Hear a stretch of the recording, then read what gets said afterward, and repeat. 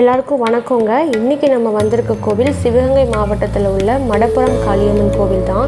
இந்த கோவிலோட பொதுவான தகவல்களை கீழே நான் டைப் பண்ணி வச்சுருக்கேன்.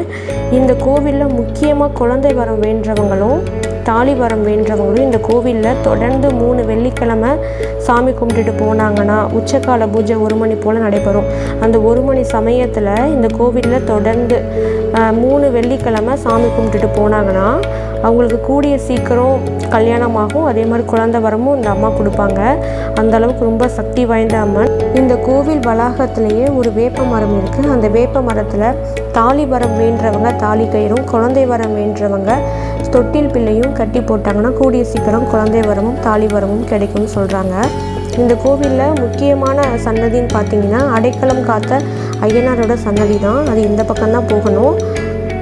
அதே போல் இந்த கோவிலில் பேச்சியம்மனோட சன்னதியும் இருக்குது. நம்ம பேச்சியம்மனோட ஹிஸ்ட்ரி நம்ம சேனலில் இருக்குன்னே போட்டிருக்கோம். இதுதாங்க அடைக்கலம் காத்த ஐயனாரோட சன்னதி. இங்கே சின்ன உருவம் கொண்டு ரொம்ப சாந்தமாக காட்சியளிக்கிறாங்க.